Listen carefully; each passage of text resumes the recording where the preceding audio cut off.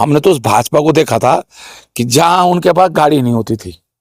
मुझे आज भी याद है जब पहली बार मनोकांत ध्यानी की एक जीप खरीदी, वो ठेकेदार थे। एक जीप भाजपा की मीटिंग के बाहर जीप हुई तो हमको लगा यार भाजपा के दिन भी अच्छे आ गए। अब तो हमारे मीटिंग के बाहर एक जीप खड़ी है।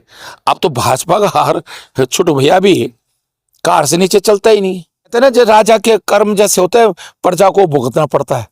अभी सरकार के कुकर्मों को आज प्रजा को भुगतना पड़ रहा है। प्रकृति भी मार मार रही है। राजा के कुकर्मों की पहले फौज में भर्ती होता था उत्तराखंड का, अब अग्निवीर योजना आ गई। हम तो फौजी भी नहीं।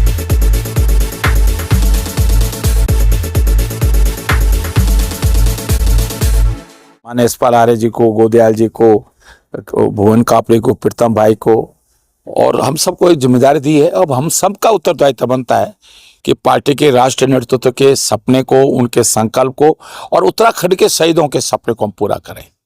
जो उत्तराखंड के शहीदों ने सपना देखा था ऐसा उत्तराखंड बनेगा, हम उस शहीदों के सपने को पूरा करने के लिए जनता के बीच में हम संघर्ष करेंगे, लोगों के बीच में भरोसा पैदा करेंगे कि कांग्रेस से जो वायदा करेगी उत्तराखंड की जनता से, वो वायदा पूरा करेगी। और इस भाजपा की भ्रष्ट सरकार को विदाई देना हम सबका कर्तव्य है। अगर सही मायने में अगर हम उत्तराखंड के शहीदों के सपने को हमको पूरा करना है तो हमें विदाई देनी होगी। भारतीय जनता पार्टी की सरकार की विदाई हमको तय करनी होगी। सर, जैसे 25 साल में उत्तराखंड होना चाहिए था, क्या ऐसा उत्तराखंड बिल्कुल नहीं हुआ है, जीरो है। जिस दिशा में उत्तराखंड को देखिए क्या क्या हमने इन 25 सालों में, पहले फौज में भर्ती होता था उत्तराखंड का, अब अग्निवीर योजना आ गई। हम तो फौजी भी नहीं रहे। भर्ती नौकरियों में रोज पेपर लीक हो रहा है। ऐसा तो उत्तर प्रदेश में भी कभी नहीं हुआ। हमने दिया क्या इस उत्तराखंड को? तराई दे दी। आपदाएं आ रही हैं, उन आपदाओं से ठीक से कैसे निपटा जाए वो भी नहीं हो पा रहा है। तो मैं निश्चित रूप से देखिए, पहले कई केदारनाथ में आपदा आ गई, बद्रीनाथ गंगोत्री में आ गई, देहरादून में तो ऐसे कभी नहीं आती थी। कहते ना जो राजा के कर्म जैसे होते हैं, प्रजा को भुगतना पड़ता है। अभी सरकार के कुकर्मों को आज प्रजा को भुगतना पड़ रहा है। प्रकृति भी मार मार रही है। राजा के कुकर्मों की मार प्रकृति जो है हमारे जनता को मार रही है। हरिद्वार, देहरादून में भी आपदा आ गई, हरिद्वार में आ गई, उत्तरकाशी से आ गई, चमोली आ गई, टिहरी आ गई, पौड़ी आ गई, उधम सिंह आ गया, पिथौरागढ़ आ गई। हरक सिंह रावत जी, आपको बड़ा पद मिला है, क्या एकजुट होकर 2027 का चुनाव लड़ा जाएगा और किस तैयारी के साथ लड़ा जाएगा? बिल्कुल एकजुट होकर लड़ेंगे, बिल्कुल 100% एकजुट होकर लड़ेंगे। कोई गिलवे शिकवे नहीं है, सबको साथ लेकर लड़ेंगे। और कांग्रेस इन दुष्टों से तभी मुकाबला कर सकती है, कांग्रेस इन दुष्टों से तभी मुकाबला कर सकती है जब सही मायने में कांग्रेस एकजुट होकर बिना स्वार्थ के उत्तराखंड के जनता के हितों की लड़ाई को हम ईमानदारी के साथ लड़ेंगे। तभी जनता हम पर भरोसा करे। सर, आज उन्हें दुष्ट बता रहे हैं, आप भी तो उसी परिवार का। तभी तो छोड़ के आया ना दुष्टों के साथ।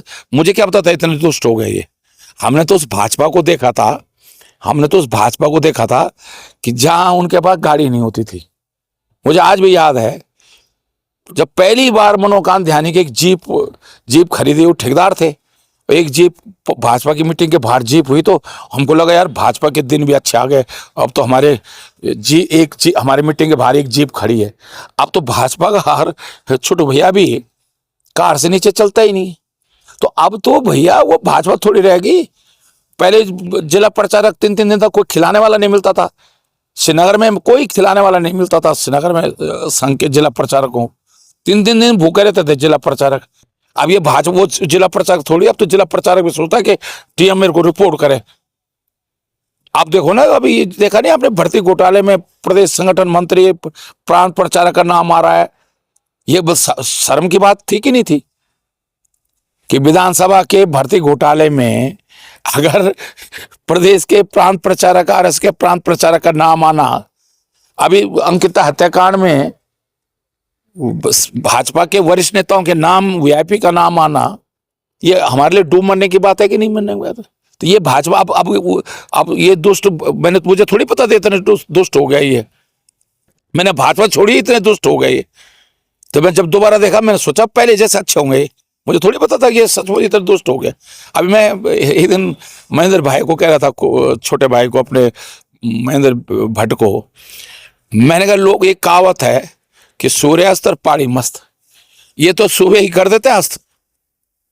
ये तो कांग्रेस वालों ने कभी नहीं करा पूरी जिंदगी में मस्त मस्त। सूर्यास्त के बाद तो पूरा पहाड़ी करता होगा, लेकिन इन्होंने, हमने तो, कांग्रेस तो कभी नहीं करते हैं, लेकिन ये सूर्यास्त तो सुबह ही कर देते हैं। सूर्य उगता नहीं और उसको अस्त पहले ही कर देते हैं। तो इसलिए मैं कह रहा हूँ, ये कहाँ वो, ये भाजपा सिर्फ दिखाने की भाजपा रह गई है। तो अच्छा, एक सवाल है मेरा। हरीश रावत जी कहते हैं कि मैं पूरी कांग्रेस को जोड़कर चलता हूँ।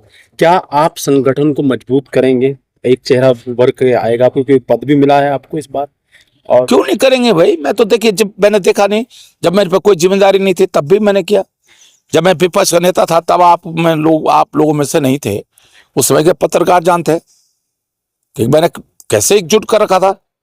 जबकि मैं विपक्ष का नेता था, प्रदेश अध्यक्ष यशपाल आ रहे थे, लेकिन मैं कैसे सबको साथ लेके चलता था, सबको साथ लेके चलता था। अब देखना, आप अभी देखना, अगले 2-3 महीने में आपको दिखाई देगा जमीन पे कि कांग्रेस कैसे खड़ी हो गई है।